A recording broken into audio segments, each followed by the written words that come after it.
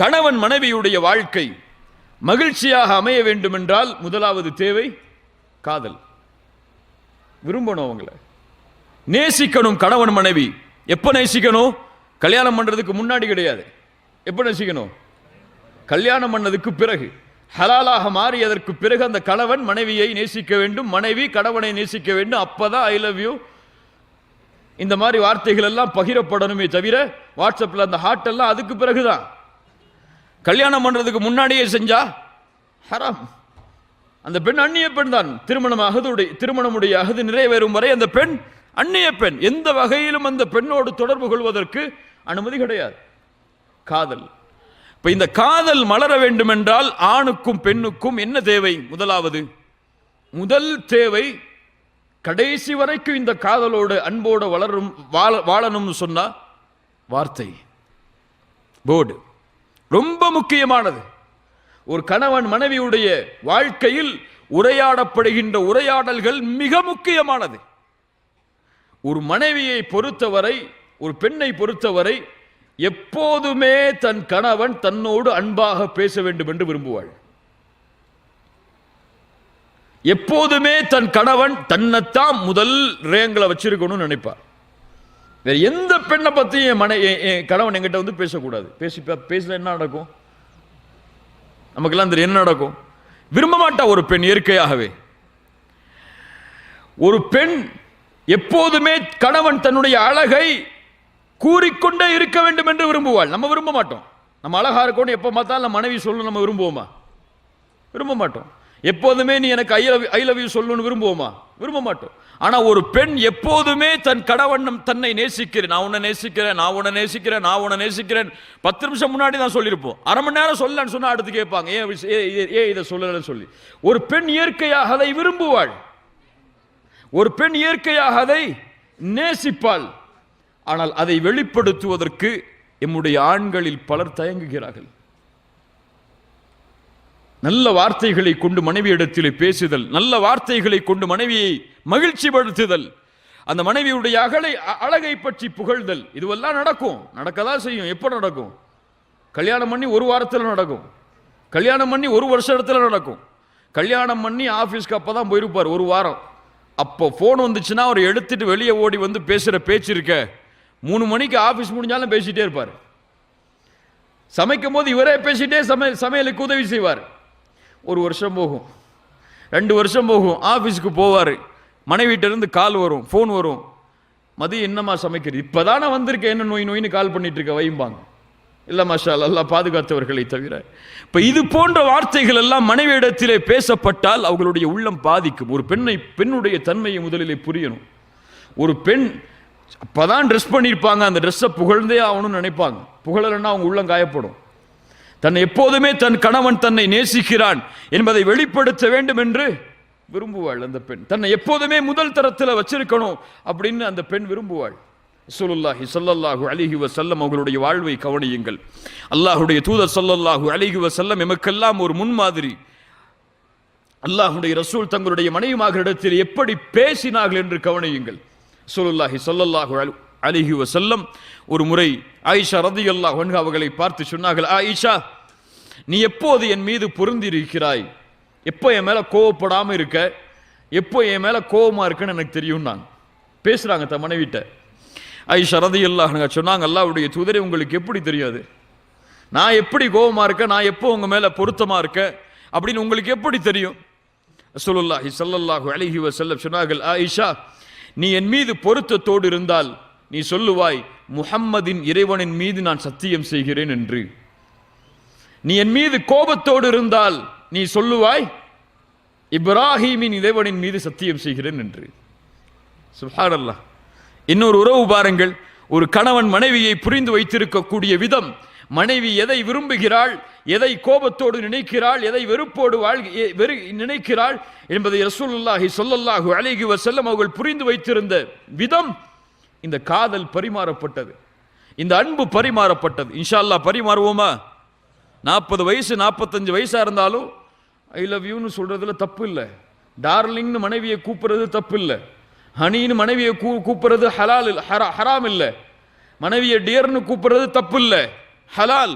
உங்களுக்கு எத்துணை குழந்தை பிறந்தா என்ன, உங்களுடைய முடியில் எத்துணை நரைகள் வந்தால் என்ன, ஹலால் அது. இப்போ இன்னைக்கு போய் வாட்ஸ்அப்பில் ஐ லவ் யூன்னு நீங்கள் மனைவிக்கு மெசேஜ் அனுப்புங்க, அதுக்கு முன்னாடி கன்ஃபார்ம் பண்ணிக்கங்க, அவங்க ராங் நம்பர் நினச்சிருப்பாங்க, இது வரைக்கும் சொல்லல. அதனால அல்லாஹ் ரப்புல் ஆலமீன் இப்படி ஹலாலாக வாழ்வதற்கு எமக்கு வழிகளை கொடுத்தும் மகிழ்ச்சியை நம்ம வேற எங்கேயோ தேடிட்டு இருக்கோம். மனைவியை நீங்க ராணி மாதிரி வச்சீங்கன்னா 40 வயசு வரைக்கும் நீங்க ராஜா மாதிரி இருப்பீங்க. மனைவியை நீங்க ஒரு சாதாரண ஒரு பெண் மாதிரி வச்சீங்கன்னா நீங்க தெருல போற மாதிரி தான் இருப்பீங்க. அப்படிதான் நீங்க கவனிச்சா அவங்க கவனிப்பாங்க. அதுதான் பெண்ணுடைய இயல்பு. அங்க கொடுத்தாதான் திருப்பி கிடைக்கும். ஒரு பெண் நீங்க கொடுங்க நான் தர்றேன் தான் சொல்லுவாங்க ஹலாலான முறையில். அப்படித்தான் ஒரு பெண் விரும்புவாள், அப்படித்தான் ஒரு பெண் ஆசைப்படுவாள். காதல் முதலாவது அந்த உறவில் அமைந்தால் அந்த உறவு மகிழ்ச்சியாக இருக்கும். இரண்டாவது, ஒரு ஆண் ஒரு பெண்ணுக்கு மிக முக்கியமாக கொடுக்க வேண்டியது, இன்றைய காலத்திலே கொடுக்க மறப்பது நேரம். குடும்ப வாழ்க்கையில பெரும்பான்மையான மக்கள் நேரம் கொடுக்கிறதே இல்லை. குறிப்பா இந்த வெளிநாடுகளில் வசிக்கக்கூடியவங்களுக்கு ஒரு மிகப்பெரிய எச்சரிக்கையை சொல்றேன். இல்ல மஷா அல்லாஹ் பாதுகாத்தவர்களை தவிர, மனைவியை பிரிஞ்சு எத்தனை வருஷம் இருந்தேன்னு சொன்னா அவார்டு கொடுத்தரலாம் அவருக்கு. 4 வருஷம் ஆச்சு ஊருக்கு போய், 5 வருஷம் ஆச்சு ஊருக்கு போய், 3 பிள்ளை இருக்குது, அதை பார்த்துட்டு மனைவி உட்கார்ந்துருக்காங்கிறாங்க. இதுவெல்லாம் ஹலாலான வாழ்க்கையா? இதுவெல்லாம் அல்லாஹ் ரப்புல் ஆலமீன் விரும்பக்கூடிய வாழ்க்கையா? ஒரு இயற்கையான ஒரு பெண்ணுக்கு என்ன தேவை இருக்கிறது என்று உங்களுக்கு தெரியாது? உங்களுக்கு இயற்கையாக என்ன தேவை இருக்கிறது என்று தெரியாது? அதை அல்லாஹ் ரப்புல் ஆலமீன் ஹலாலாக வாழ்வதற்கு வழி கொடுத்தும் செல்வம் என்ற ஒரே காரணத்திற்காக இப்படி ஹலாலாக வாழாமல் பலர் ஹராமிலே தங்களுடைய இச்சைகளை தீர்த்து கொண்டிருக்கிறார்கள். ஸ்கைப்ல உட்கார்ந்து பேசுறாங்க. சமூகத்திலே சொல்லப்பட வேண்டும் இதெல்லாம். ஒரு வாட்ஸ்அப்லயோ ஸ்கைப்ல உட்கார்ந்து என்ன பேசுறாங்க? இரவுடைய நேரத்தில் நடக்கக்கூடிய செயல்கள் எல்லாம் ஒரு போன் கால்ல உரையாடப்படுது. அந்த போன் கால் ரெக்கார்டு செய்யப்படுது. உங்களுக்கு தெரியுமா? அது எங்க ஸ்டோர் செய்யப்படுது தெரியுமா? ஸ்கைப்ல நீங்க பார்க்கறதெல்லாம், நீங்க கேட்கறதெல்லாம், உங்கள் மனைவியை நீங்க கேட்கக்கூடிய அந்த முறைகள் எல்லாம் எங்க ரெக்கார்டு செய்யப்படுது தெரியுமா? அதை யாரு வேணாலும் பார்க்கலாம், யாரு வேணாலும் கேட்கலாம். இந்த உலகத்தில் சர்வசாதாரணம். ஒரு ஆண் தவறான பழக்கத்திலே சர்வசாதாரணமாக, குறிப்பா சொல்லணும், மாஸ்டர்பேஷன் பழக்கத்துக்கு பலர் அடிமைங்க. இன்னைக்கு வெளிநாடுகளில் வசிக்கக்கூடிய பல வாலிபர்கள் திருமணம் முடிச்சு மனைவியோடு சேர்ந்து வாழ்ந்து ஹலாலான முறையில் இச்சையை கழிக்க முடியாம இப்படி அல்லாஹ்வால் ஹராமாக்கப்பட்ட செயல்கள் எல்லாம் அவர்களுக்கு சர்வசாதாரணமாக மாறிடுச்சு. அல்லாஹ் பாதுகாக்கணும், அல்லாஹ் பாதுகாக்கணும். நேரம் மிக முக்கியமானது குடும்ப வாழ்வில். நேரம் கொடுக்கலையேன்னு மனைவி சொன்னா இவர் வாட்ஸ்அப் கணக்கு பார்த்துட்டு இருப்பாரு. காலையில் 8 மணிக்கு ஆஃபீஸ் போனேன், 6 மணிக்கு தான் நான் திரும்பி வந்தேன். அதுக்கு பிறகு 7, 8, 9, 10 தூங்குற வரைக்கும் உன்னோட தானே இருந்தேன். 10 மணி நேரம் உனக்கு, 12 மணி நேரம் ஆஃபீஸ்க்கு, மீது உள்ளதான தூக்கம். ஏன் நேரம் கொடுக்கலன்னு சொல்ற? ஒரு பெண் இந்த நேரத்தை விரும்பல. நீங்க ஒரு 10 மணி நேரம் அவங்களோட இருக்கணும், 12 மணி நேரம் அவங்களோட இருக்கணும், அவங்களோட உட்கார்ந்து இருக்குங்கிற நேரத்தை விரும்பல. எந்த நேரத்தை விரும்புறாங்க? வீட்டில் உட்கார்ந்து இருந்தாலும் வாட்ஸ்அப்ல உட்கார்ந்து இருக்கீங்களே, வீட்டில் இருந்தாலும் போன் பேசிக்கிட்டே இருக்கிறீங்களே, இந்த நேரம் அவங்களுக்கு வேணும். அந்த பெண்ணுக்கு தேவை அந்த பெண்ணின் மீது கவனம், அவ்வளவுதான். நான் உன்னை பார்த்துட்டு இருக்கேன், நான் உன்னை பார்க்கிறேன், நான் உன்னை கவனிக்கிறேன், நீ தான் எனக்கு முக்கியம், மற்றதெல்லாம் முக்கியம் இல்லைன்னு தெரியணும்.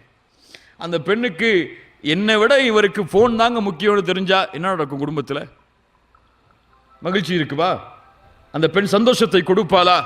இப்போ நேரம் குடும்ப வாழ்வில் மிக முக்கியமானது. இது இருந்தால்தான் மகிழ்ச்சி அந்த குடும்பத்தில் அமையும். குடும்பத்தோடு உட்கார்ந்து இஃப்தார் செய்யுங்க, குடும்பத்தோடு உட்கார்ந்து சஹர் செய்யுங்க, குடும்பத்தோட ஒரு நாள் வெளியே போய் ஒரு ஹோட்டலில் போய் சாப்பிடுங்க, பிள்ளைகளுக்கு நேரம் கொடுங்க.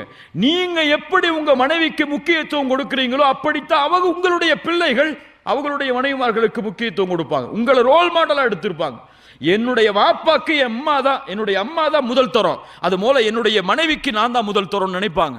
நீங்க உங்களுடைய மனைவியை ஏதோ தேவைக்காக மட்டும் டீ எடுத்துட்டு வா, அல்லது காபி எடுத்துட்டு வா, அல்லது துணியை துவைச்சு போடு, அல்லது வீட்டுக்கு இந்த சமையலை செய்யன்னு சொல்லி ஒரு வேலைக்காரியாக மட்டும் பயன்படுத்தினால் உங்கள் பிள்ளை எப்படி பயன்படுத்துவாள் அவங்களுடைய மனைவியை? நீங்க தான் உங்களுடைய பிள்ளைகளுக்கு ஆசிரியர், வேற யாரும் கிடையாது. வேற யார்கிட்ட போய் படிக்க போறாங்க அவங்க இந்த விஷயத்தை எல்லாம்? ரசூலுல்லாஹி ஸல்லல்லாஹு அலைஹி வஸல்லமுடைய வாழ்க்கையை பார்ப்போம் பின்னால். மூன்றாவது, குடும்ப வாழ்வு மகிழ்ச்சியாக இருக்கணும்னு சொன்னா நம்பிக்கை இருக்கணும் கணவன் மனைவி மேல. ஒரு மனைவி கணவனை முழுமையாக நம்பியே ஆக வேண்டும்.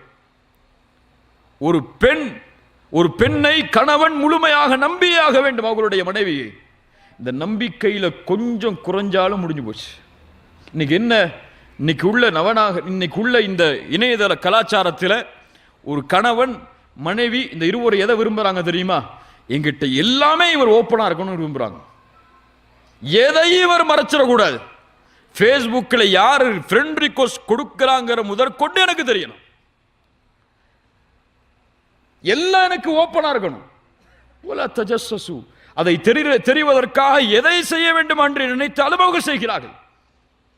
கணவனுக்கு தெரியாம போனை செக் பண்றது, மனைவிக்கு தெரியாம போனை செக் பண்றது, என்ன பழக்கம் இதெல்லாம்? உங்கள் மனைவியை வைத்துக் கொண்டு போனை கேட்டு பாருங்கள், சரியான விஷயம். ஆனால் மனைவி இல்லாத பொழுது போனை எடுத்து பார்த்தால் என்ன உள்ளத்தில் இருக்கு? உங்களுக்கு சந்தேகம் இருக்கு. உங்கள் கணவன் இல்லாத பொழுது அவர்களுடைய போனை நீங்கள் ஒரு தவறான எண்ணத்தில் யாரோட பேசியிருக்காரு, யாரோட ஃபேஸ்புக்கில் சாட் பண்ணியிருக்காரு, யாரோட வாட்ஸ்அப்பில் சாட் பண்ணியிருக்காரு அப்படின்னு பார்க்கறதுக்காக போனை திறந்தீங்கன்னா அந்த வாழ்க்கையா? இதுவெல்லாம் கணவன் மனைவியுடைய ஹலாலான வாழ்க்கையா?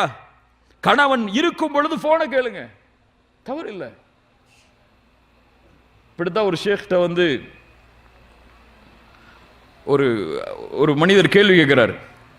ஷேக், என்னுடைய மனைவி பகல்ல பார்த்தா அவளுடைய முகம் கொஞ்சம் தான் பிரைட்டா இருக்கு, ஆனா இரவுல போர்வைய என் மனைவி போட்டுட்டா அவளுடைய முகத்திலிருந்து அப்படி வெளிச்சம் எல்லாம் வெளியேறுது அப்படின்னாரு. அந்த ஷேக் சொன்னாரு, உங்க மனைவி உங்களுடைய போனை செக் பண்றாங்க, அந்த போனுடைய லைட் அதை மூலம் பாருங்க, அந்த போர்வையை திறந்துனாங்க. அப்படிதான் எனக்கு கலாச்சாரம் மாறிடுச்சு. அல்லாஹ் ரப்புல் ஆலமீன் நம்மை சீர்படுத்துவாராக. கண்ணியத்துக்குரியவர்களே, இப்படி நம்பிக்கை கணவன் மனைவி இடத்திலே பரிமாறப்பட வேண்டும். அப்படி கணவன் மனைவி நான் ஓப்பனா இருக்க தேவையில்லை. மனைவி என்னை பத்தி என்ன தெரியணும், அந்த பெண்ணுக்கு என்னை பத்தி என்ன தெரிஞ்சிருக்கணும், அதெல்லாம் அந்த பெண் தானே, அவள் மனைவி தான், அவளுக்கு என்ன தெரிஞ்சிருக்கணுமோ அதான் தெரிஞ்சிருக்கணும்னு நினைச்சா அதுவும் தப்பு தான். இன்னும் பல பேருக்கு நம்ம இடத்துல நம்ம எவ்வளோ சம்பளம் வாங்குறோம்னு நம்ம மனைவிக்கு தெரியாது, மறைச்சு வச்சிருக்கோம். ஏன்? அதுல ஒரு காரணமும் இருக்கு. 2 பவுன் 4 பவுன் அடுத்த மாசம் மாறிடும்னு.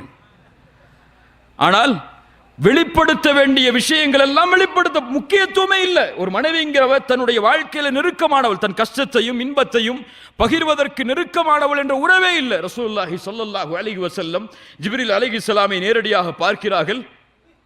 ஹிராவுடைய குகையில் பார்த்தவுடன் பதட்டம் ஏற்பட்டு வஹி இறங்கியதற்கு பிறகு யாரிடத்திலே ஓடுகிறார்கள்?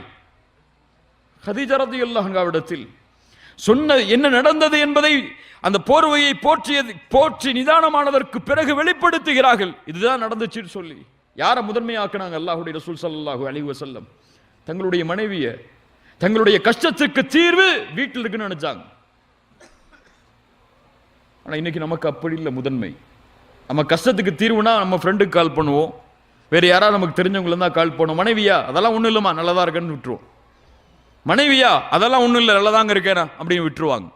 இப்போ இந்த முதன்மை குடும்பத்தில் கணவனும் மனைவியும் ஒவ்வொருவரும் ஆக்கப்படவில்லை என்றால் சந்தோஷம் இருக்காது, மகிழ்ச்சி இருக்காது. அது உங்களுடைய உறவு, உங்களிடமிருந்து படைக்கப்பட்ட பெண்ணவள், உங்களுக்காகவே தங்களுடைய வாழ்க்கையை அர்ப்பணித்த பெண்ணவள், அர்ப்பணித்த ஆணவன்.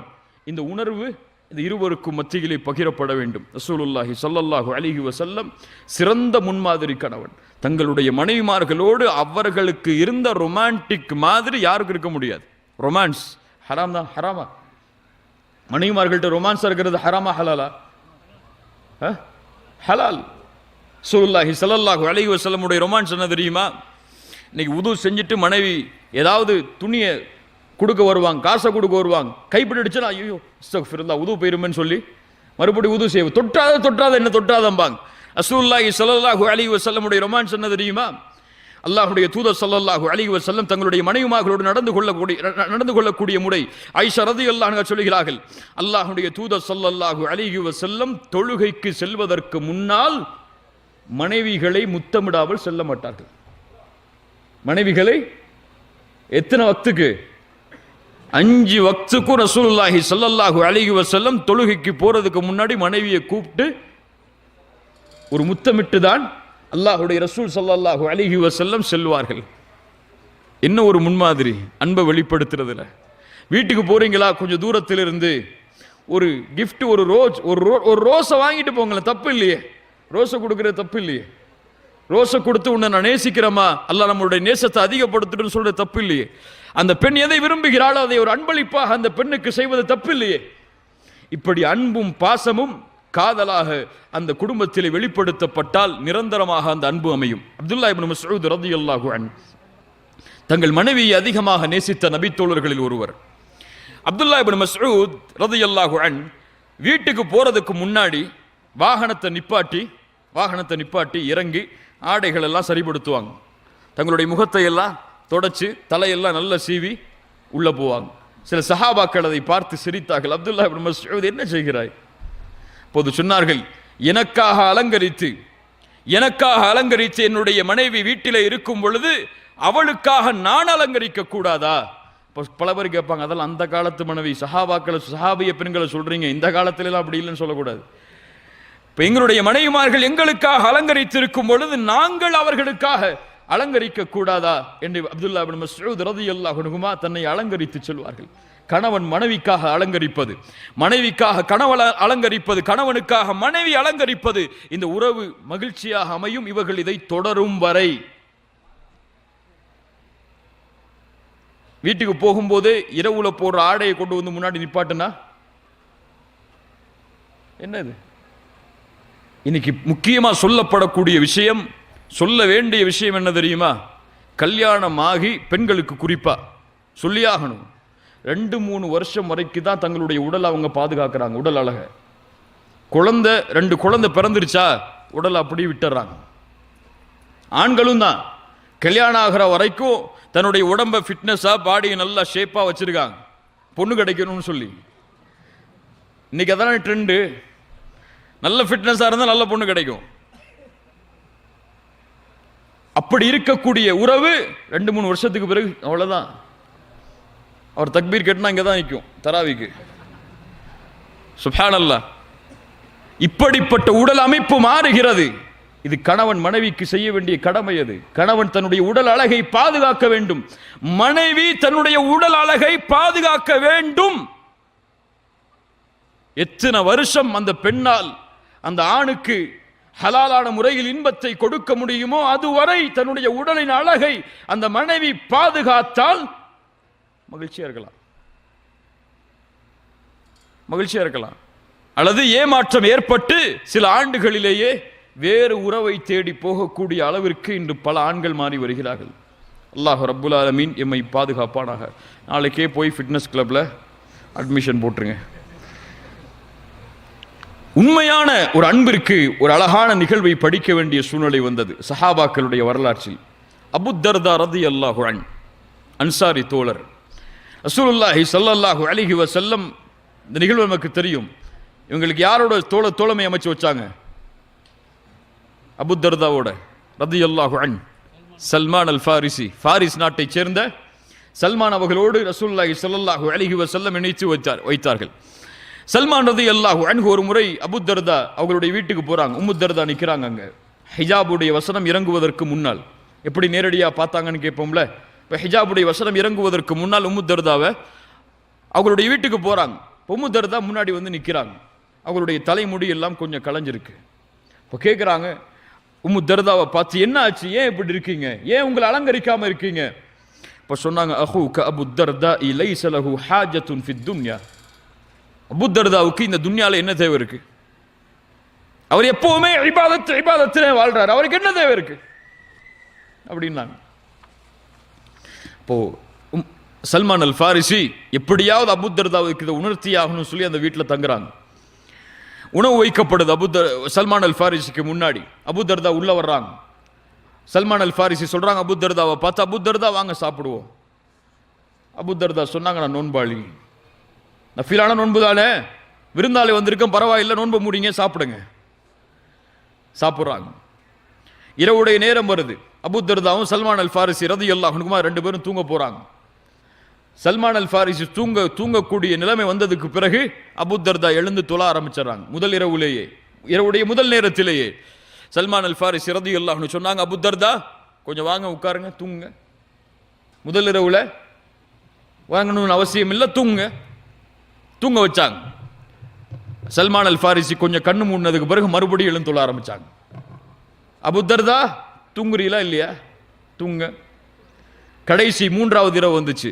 அபூ தர்தாவை எழுப்புனாங்க சல்மான் அல் ஃபாரிசி, வாங்க இப்போ தொழுவோம், இதான் தொழுறதுக்கு சரியான நேரம், இப்போ தொழுவோம், இரவு முழுக்க தொழணும்னு இல்லையே.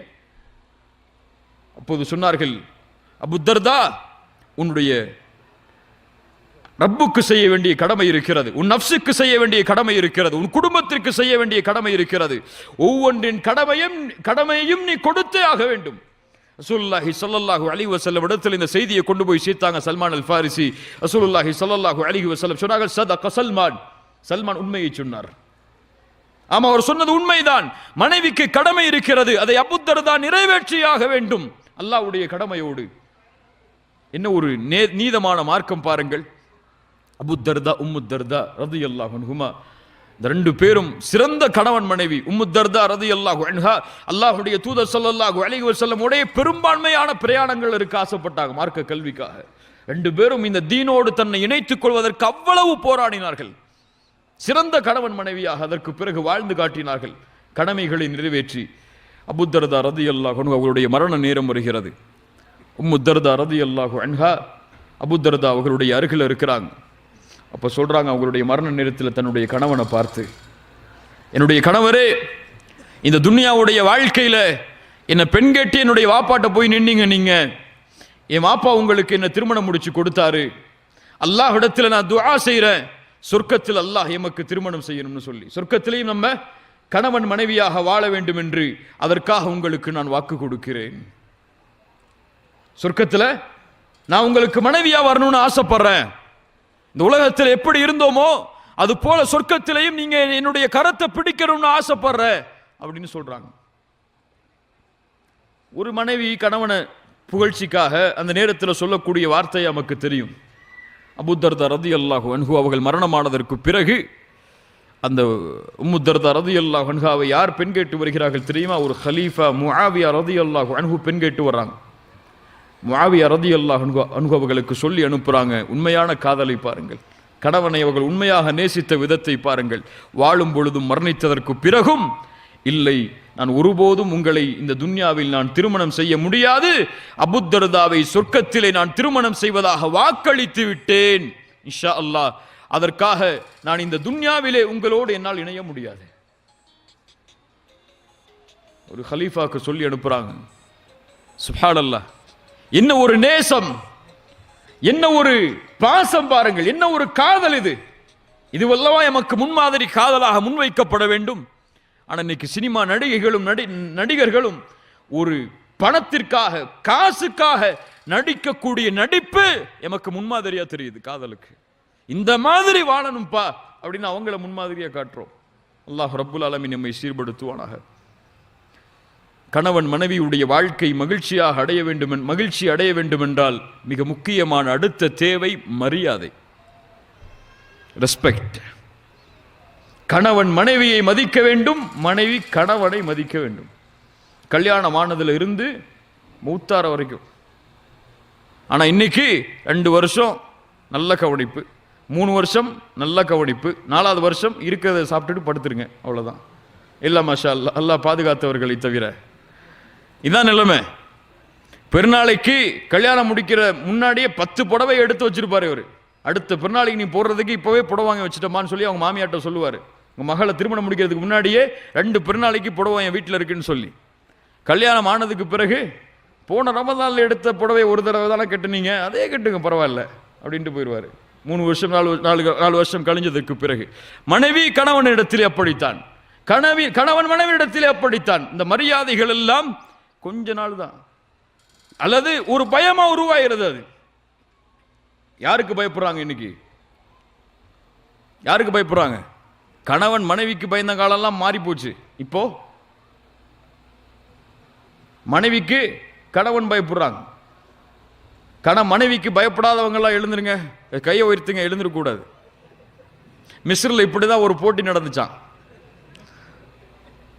கணவனுக்கு மனைவிக்கு பயப்படாத கணவர்கள் எல்லாம் இந்த லைன்ல வந்து நில்லுங்க, யாரு பயப்படுறாங்களோ அவங்க மட்டும், பயப்படுறவங்க எல்லாம் லைன்ல வாங்க, பயப்படாதவங்க எல்லாம் இன்னொரு லைன்ல நில்லுங்கன்னு சொல்லி இப்போ அந்த அந்த கூட்டத்தில் இருந்த எல்லாருமே மனைவிக்கு நாங்கள் பயப்படுறோம் அப்படின்னு ஒரு லைனில் வந்து நின்ட்டாங்க. ஒத்துக்கிறோம், நாங்கள் நீ வீடியோ காமிச்சிடாதீங்க, அப்போ எங்கள் வீட்டுக்கு போனால் நிலைமை வேறு மாதிரி ஆயிரும், நாங்கள் நின்றுக்கிறோம் அப்படின்னு ஒரு லைனில் நின்ட்டாங்க. நாங்கள்லாம் பயப்படுற கூட்டம்னு சொல்லி ஒரே ஒரு ஆள் மட்டும் ஓரத்தில் நின்னாராம், பயப்படாத கூட்டத்தில்.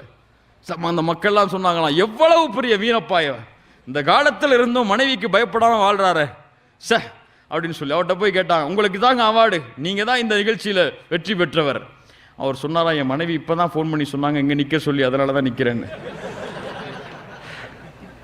இப்படித்தான் எனக்கு நிலைமை இருக்கு. அல்லாஹ் ரப்புல் ஆலமீன் நம்மை சீர்படுத்துவானாக. கணவன் இந்த மரியாதையை சதா நேரமும் எதிர்பார்க்கிறான், பயத்தை அல்ல, பயந்து செய்யறதை இல்லை. ஆனா இன்னைக்கு இது இவனுக்கு வெளியே கிடைக்குது. 2 வருஷத்துக்கு பிறகு ஆபீஸ்க்கு டெய்லி போனா ரிசப்ஷனிஸ்ட் எழுந்து குட் மார்னிங் சார், எப்படி இருக்கீங்க சார், சாப்பிட்டீங்களா சார் கேட்குறாங்க. ஃப்ளைட்டில் உட்கார்ந்த ஏர் ஹோஸ்டர், என்ன வேணும் உங்களுக்கு, தண்ணி வேணுமா அல்லது வேற ஏதாவது வேணுமா, சாப்பாடு வேணுமா, என்ன வேணும், நல்லா இருக்கீங்களா, ரிலாக்ஸாக இருக்கீங்களா, நல்லா இருக்கீங்களா. ஒரு டீ கொட்டினா கூட இவர் பரவாயில்ல பரவாயில்ல பரவாயில்ல பாரு. ஆனால் மனைவி டீ கொட்டினா நடக்கிறது வேற. இப்படி அவர்களுடைய மரியாதை எல்லாம் வெளியில் கிடைக்கிறது. இந்த வெளியில கிடைக்கக்கூடிய மரியாதை அன்பை எல்லாம் பார்த்துட்டு வீட்டுக்கு வரும்போது கதவை திறந்து எங்கெங்க போயிட்டு வந்தீங்க இவ்வளவு நேரம் அப்படின்னு கேட்டா அவர் எதை விரும்புவார்? எதை விரும்புவார்? வெளியில கிடைக்கிறதா விரும்புவார், உண்மையா இல்லையா? அப்போ உங்களுக்கு காதல், மரியாதை, அன்பு வெளிப்படுத்தப்பட வேண்டும் என்றால் முதல்ல வீட்டில இருந்து வெளிப்பட்டப்பட்டாதான் நிரந்தரமா இருக்கும். அது அப்பதான் அது உறுதியாகும். அது இல்லை என்றால் உறுதியாகாது. அவர் எங்கே கிடைக்கிறதோ அதை தேடி செல்வார். அதுபோல்தான் மனைவியும் எங்கே கிடைக்கிறதோ அதை தேடி செல்வாள். அல்லாஹ் ரப்புல் ஆலமீன் நமக்கு புரியக்கூடிய ஆற்றலை தருவானாக. கணவன் மனைவியுடைய வாழ்க்கை மகிழ்ச்சியாக அமைய வேண்டும் என்றால் மிக முக்கியமான தேவை, மிக முக்கியமானது, அதற்கு பிறகு நன்றியோடு நடந்து கொள்ளுதல். கணவனும் மனைவியும் ஒரு 2 வருஷம் நன்றியா இருப்பாங்க. எல்லாமே இன்னைக்கு கொஞ்ச காலம் தாங்க, அப்படிதான் இன்னைக்கு பார்க்கிறோம் குடும்ப உறவுகளை. கொஞ்ச காலத்துக்கு பிறகு திருப்தியே இல்லாத மாதிரி தான். இல்ல மஷா அல்லாஹ் பெரும்பான்மையான மக்கள் வர்றாங்க. ஒரு ஆளை கூப்பிட்டு தனி ரூம்ல உட்கார வச்சு உங்க மனைவியை பத்தி சொல்லுங்கன்னா அவ்வளவுதான், அவர் அழுது புலம்பிடுவார். இன்னைக்கு அப்படிதான் இன்னைக்கு நிலைமை இருக்கு. இல்ல மஷா அல்லாஹ், நல்லா பாதுகாத்தவர்களை தவிர. இந்த நன்றி கணவன் மனைவியிடத்திலே காட்டப்பட வேண்டும். உங்கள் மனைவிக்கு நீங்கள் நன்றி செலுத்த வேண்டிய கடமை இருக்கிறது.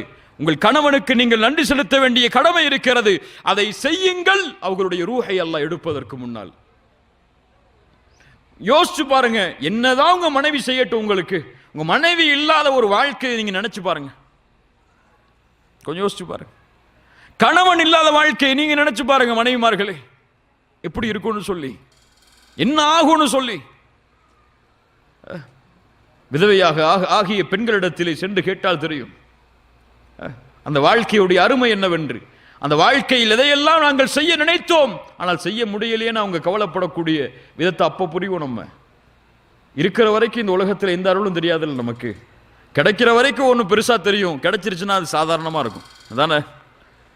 அப்படியே இல்லையா? எல்லாத்துலயும் அப்படிதான். துணியால BMW கார் வாங்குறது இப்போ அவருக்கு லட்சியம்னா வாங்கிட்டாருன்னா அதுக்கு பிறகு என்ன கார் இருக்கோ அதை தேடி தான் போவார், அங்கே நிற்க மாட்டார. iPhone 7 வந்தா 7S Plus, இப்படிதானே போய்கிட்டே இருப்போம் நம்ம. அப்படிப்பட்ட ஒரு ஆசைகளை உணரக்கூடிய காலத்தில் தான் நாம் வாழ்கிறோம். ரசூலுல்லாஹி ஸல்லல்லாஹு அலைஹி வஸல்லம் அவர்களுடைய வாழ்வில் இந்த குணத்தை பாடமாக படிப்போம். பாடமாக படிக்க வேண்டிய மிக முக்கியமான விஷயம். ரசூலுல்லாஹி ஸல்லல்லாஹு அலைஹி வஸல்லம் மனைவிமார்களில் அதிகமாக நன்றி செலுத்த கடமை உள்ள ஒரு மனைவி இருப்பார்கள் என்றால் யாராக இருக்க முடியும்? யாராக இருக்க முடியும்? ஹதீஜா ரலியல்லாஹு அன்ஹா. ஏன்? அவங்க நபின்னு தெரிஞ்சதுக்கு பிறகு ரசூலுல்லாஹ்வை கல்யாணம் முடிக்கல. மற்ற மனைவிமார்களாம் நுபுவத்துக்கு பிறகுதான். ஆனால் ரசூலுல்லாஹ்வை ஒரு நபின்னு தெரிஞ்சவங்க கல்யாணம் முடிக்கல. தங்களை விட செல்வத்தில் கூடுனவங்களும் இல்லை. அவங்க ஒரு சாதாரண மக்காவில் வாழ்ந்த ஒரு மனிதர், அவ்வளவுதான். வியாபாரத்தில் நேர்மை, குறைஷி குடும்பத்தில் பிறந்தவர், உண்மையாளர். இந்த தன்மைகளுக்காகவே தன்னை ஒரு பெண் ஏற்றுக்கொண்டாள். நுபுவத்துக்கு முன்னாடியும் நுபுவத்துக்கு பிறகும் ரசூலுல்லாஹி ஸல்லல்லாஹு அலைஹி வஸல்லம் உடைய வாழ்க்கையில் அவர்கள் மரணிக்கும் வரை, ஹதீஜா ரலியல்லாஹு அன்ஹா அவருடைய மரணம் வரை ஒரு சிறந்த மனைவியாக வாழ்ந்து மரணித்தார்கள். 1000 உதாரணங்களை சொல்லலாம். அப்படிப்பட்ட ஒரு பெண்ணுடைய மரணம் ரசூலுல்லாஹி ஸல்லல்லாஹு அலைஹி வஸல்லம் உங்களுடைய ஒட்டுமொத்த வாழ்க்கையிலும் பிரதிபலித்தது. எப்பெல்லாம் அந்த பேரை கேட்டாலே ரசூலுல்லாஹி ஸல்லல்லாஹு அலைஹி வஸல்லம் அவங்கள பற்றிய நல்ல செய்திகளை சொல்லாம விட மாட்டாங்க. ஆயிஷா ரதியல்லாஹு அன்ஹா சொல்றாங்க, கதீஜா ரதியல்லாஹு அன்ஹா மேல ரசூலுல்லாஹி ஸல்லல்லாஹு அலைஹி வஸல்லம் வைத்திருந்த பாசம் எப்படி என்று. இந்த ரசூலுல்லாஹி ஸல்லல்லாஹு அலைஹி வஸல்லமுடைய மனைவிமார்களில் கதீஜா அவர்கள் மீது நான் பட்ட ரோஷத்தை போன்று யார் மேலும் நான் ரோஷப்படலை. வீட்டில் ஏதாவது ஆடுகள் அறுக்கப்பட்டால் கூட அந்த இறைச்சியின் மாமிசங்களை கதீஜா ரதியல்லாஹுடைய மரணத்துக்கு பிறகு அவர்களுடைய தோழிகளுக்கு ரசூலுல்லாஹ் கொடுத்து அனுப்புவாங்க. தன் மனைவியை நினைச்சு எப்படி நன்றி உள்ளவர்கள் அவர்கள். ஆயிஷா ரதியல்லாஹு அன்ஹா சொல்றாங்க, ரொம்ப முக்கியமாக கவனிக்கப்பட வேண்டிய நபிமொழி.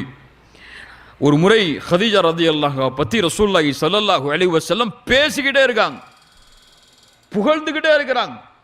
ஆயிஷா ரதியல்லாஹு அன்ஹாவுக்கு ரொம்ப ரோஷம் வந்துருச்சு. கேட்டாங்க ரசூலுல்லாஹ், கேட்கக்கூடாத கேள்வியை கேட்டுட்டாங்க. யா ரசூலுல்லாஹ், உங்களுக்கு அல்லாஹ் எவ்வளவுதான் மனைவிமார்களை அல்லாஹ் உங்களுக்கு மாற்றி கொடுத்தாலும் இன்னும் அந்த வயசான பெண்ணை நினைச்சிட்டு இருக்கீங்களேன்னு சொல்லி ரசூலுல்லாஹி ஸல்லல்லாஹு அலைஹி வஸல்லம் மிக முக்கியமான பதிலை தன் மனைவியின் மீது கோபப்படாமல் அவர்கள் உணர வேண்டும் என்பதற்காக சொன்னார்கள். கதீஜா ரலியல்லாஹு அன்ஹாவை பற்றி ரசூலுல்லாஹி ஸல்லல்லாஹு அலைஹி வஸல்லம் ஆயிஷா ரலியல்லாஹு அன்ஹாவுக்கு உணர்த்துகிறார்கள். எப்படி? ஆயிஷா, யார் தெரியுமா அந்த பெண்? கத் ஆமன்து பி இத் கஃபர பின் நாஸ். என்னை ஈமான் கொண்டால் அந்த பெண் மக்கள் என்னை புறக்கணித்த பொழுது, வஸத்தகனி, என்னை உண்மைப்படுத்தினால், நான் உண்மையாளர் என்று கூறினாள், ரலியல்லாஹு அன்ஹா, மக்கள் என்னை பொய்ப்படுத்திய பொழுது, மக்கள் என்னை புறக்கணித்த பொழுது, ஒதுக்கிய பொழுது அவர்களுடைய செல்வத்தால் என்னை அரவணைத்துக் கொண்டாள்.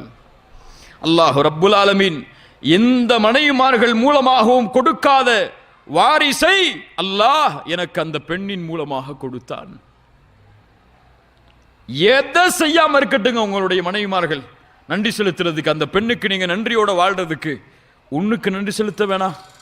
ரசூலுல்லாஹி ஸல்லல்லாஹு அலைஹி வஸல்லம் சொன்ன கடைசி வார்த்தை, அல்லாஹ் எனக்கு மற்ற மனைவிமார்கள் மூலமாக கொடுக்காத குழந்தை அல்லாஹ் அவர்கள் மூலமாக கொடுத்தான். உங்களுடைய மனைவியின் மூலமாக அல்லாஹ் ரப்புல் ஆலமீன் ஒரு குழந்தையை கொடுத்தால் அது எவ்வளவு பெரிய நிஅமத் தெரியுமா? குழந்தை கிடைக்கிறதுக்கு இன்னைக்கு கஷ்டப்படக்கூடிய குழந்தை இல்லாத பெண்களிடத்தில் போய் கேட்டு பாருங்க. 2 குழந்தை 3 குழந்தை பெற்று ஒரு பெண் கொடுக்கிறாள்னா சாதாரணமானதா? உங்க குழந்தை இல்லாத பெண்களிடத்தில் சென்று அந்த குழந்தையை பெருக்க வேண்டும் என்ற ஆசை உள்ளவர்களிடத்தில் சென்று அந்த அருமையை கேட்டு பாருங்க. அல்லாஹ் ரப்புல் ஆலமீன் உங்களுக்கு ஒரு மனைவியை கொடுத்து இந்த உலகம் அழியும் வரை வாழ்வதற்கு உங்கள் மூலமாக ஒரு வாரிசை அல்லாஹ் ஏற்படுத்தி கொடுத்தமைக்கு அல்லாஹ்விற்கு நன்றி செலுத்தியதற்கு பிறகு அந்த பெண்ணுக்கு நீங்க நன்றி செலுத்த வேணாம்? நாங்க மட்டும்தான் நன்றி செலுத்தணுமா? அப்ப மனைவிமார்கள் எங்களுக்கு நன்றி செலுத்த வேணாமா? ரசூலுல்லாஹி ஸல்லல்லாஹு அலைஹி வஸல்லம் சொன்னார்கள், நரகத்தை பார்த்தேன், அதில் பெண்களை அதிகமாக பார்த்தேன். அவர்கள் மறுப்பாளர்களாக இருப்பார்கள். இருந்த காரணத்தால் ரசூலுல்லாஹ்விடத்தில் கேட்டார்கள் சஹாபாக்கள், யக்ஃபுர்ன பில்லாஹ், அல்லாஹ்வை மறுத்த காரணத்தால் அவர்கள் நரகத்தில் இருந்தாங்களா அவ்வளவு அதிகமா? ரசூலுல்லாஹி ஸல்லல்லாஹு அலைஹி வஸல்லம் சொன்னார்கள், இல்லை, அவர்கள் கணவன்மார்களுக்கு மறுத்தவர்களாக, நன்றி இல்லாதவர்களாக வாழ்ந்த காரணத்தால். எப்படி அல்லாஹ்வுடைய தூதரே, கணவன்மார்களுக்கு நன்றி இல்லாமல் அவர்கள் வாழ்ந்தார்கள்? அவ்வளவு காலம் அவர்கள் வாழும் பொழுதெல்லாம் அவர்களுக்கு நலவை செய்திருப்பான். ஆனால் ஏதாவது ஒரு காரியம் நடந்திருக்கும். அப்போது அந்த பெண் சொல்வாள், மா ரஅய்து மின்க கைரன் கத்து. பல பேர் கேட்டிருக்கலாம் இந்த வார்த்தையை, உங்கள்கிட்ட இருந்து எதுவுமே எனக்கு கிடைக்கலன்றவா. இப்படி அந்த பெண், சாதாரண வார்த்தை அல்ல, இப்படி அந்த பெண் கூறுவாள், இப்படி கணவனுக்கு நன்றி இல்லாத பெண்களை நரகத்திலே நான் அதிகமாக பார்த்தேன். சுப்ஹானல்லாஹ்.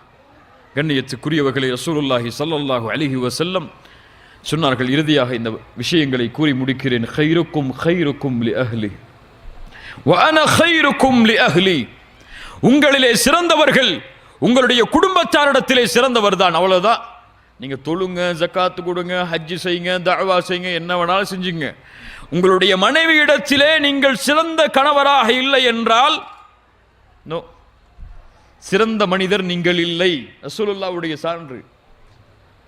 அதுபோல பெண்கள் ஐயும்ரஅத்தின் மாத்தத் வ ஸௌஜுஹா அன்ஹா ராதின் தഖலத்தில் ஜன்னah, எந்த ஒரு பெண் கணவனின் பொருத்தத்தோடு மரணிக்கிறாளோ அவள் சொர்க்கம் செல்வாள். சுப்ஹானல்லாஹ். கணவனின் பொருத்தம் இருந்தால் சொர்க்கம், கணவனின் பொருத்தம் இல்லை என்றால் சொர்க்கம் இல்லை. இப்போ இஸ்லாமிய மார்க்கம் இந்த உறவை அமைத்த முறையே இதுதான். கணவனும் மனைவியும் அன்பையும் பாசத்தையும் பரிமாறி இருவர் ஒருவருடைய பொருத்தத்தை, ஒருவர் மற்றொருவருடைய பொருத்தத்தையும் அன்பையும் பாசத்தையும் பரிமாறி பரிமாறி தங்களுடைய மரணம் வரை சிறந்த கணவனாக சிறந்த மனைவியாக அவர்கள் வாழ்ந்து மறைந்தால் இந்த உலகத்தில் மட்டுமல்ல மறுமையிலும் அவர்கள் வெற்றியாளர்களாக மாற்றப்பட்டு சொர்க்கத்திலும் இன்ஷா அல்லாஹ் கணவன் மனைவியாக ஒரே குடும்பமாக அவர்கள் வாழ்வார்கள். குர்ஆனில் பல வசனங்கள் அதற்கு ஆதாரம். கண்ணியத்துக்குரியவர்களை, அப்படிப்பட்ட வாழ்வை நாம் ஆக்கிக் கொண்டால் அல்லாஹ் ரப்புல் ஆலமீன் இந்த குடும்ப வாழ்வை மகிழ்ச்சியான வாழ்வாக எமக்காக்கி தருவான். இன்ஷா அல்லாஹ் ஆக்கலாமா? இன்ஷா அல்லாஹ். ரொம்ப சந்தோஷமான வாழ்க்கைங்க. அதை புரிஞ்சா அழகு, காசு, பணம் இது மட்டும் இல்லை வாழ்க்கை. அந்த பெண்ணிடத்திலே தீன் இருந்தால், அந்த ஆணிடத்திலே தீன் இருந்தால் அது போதும். இன்ஷா அல்லாஹ் சொர்க்கத்துக்கு கூட்டு போகிறதுக்கு ரெண்டு பேரையும் அங்கே போனால் அங்கே அழகு முக்கியம் இல்லை, வயசு முக்கியம் இல்லை. என்னெல்லாம் அது ஒவ்வொரு நாளும் அந்த அழகு அதிகரிச்சுட்டே இருக்கும். வயசு கூடாது, வாலிபம் மாறாது. நிரந்தரமான வாழ்க்கையில் அல்லாஹ் உங்களை இணைத்து வைப்பான். அல்லாஹ் ரப்புல் ஆலமீன் அப்படிப்பட்ட குடும்பங்களாக எம்முடைய குடும்பங்களை அல்லாஹ் ஆக்குவானாக.